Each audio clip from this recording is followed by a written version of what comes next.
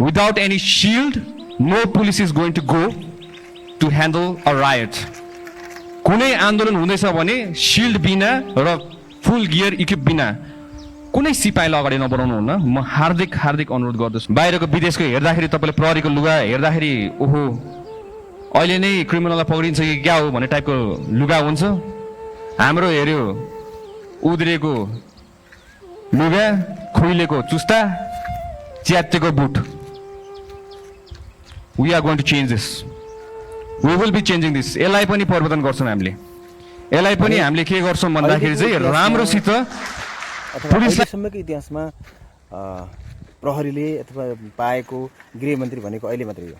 धेरै मान्छेले भन्ने गर्थे यो बच्चा छ, अनम्याच्योर्ड छ, के गर्न सक्छ।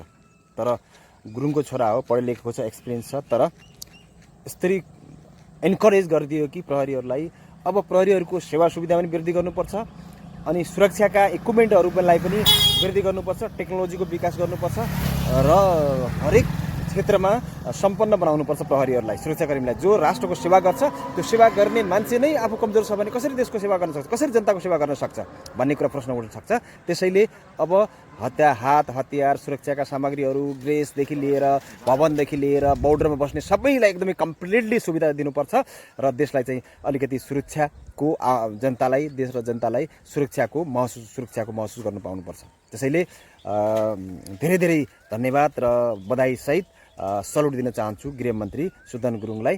किनभने अब प्रहरीले पनि इन्करेज भएर एकदमै निर्धक्क भएर कुनै पनि ठाउँमा कुनै पनि लेनदेन, कुनै पनि चाहिँ 1 रुपियाँ घुस नलिने यो गर्नु होला र प्रहरीहरूले सचेत भएर लाग्नुपर्छ।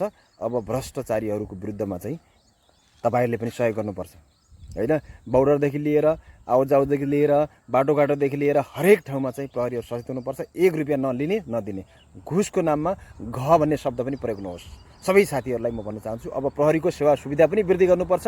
प्रहरीलाई एकदमै निर्धक्क तरिकाले, निडर भएर सशक्त तरिकाले लाग्न सहयोग होस्।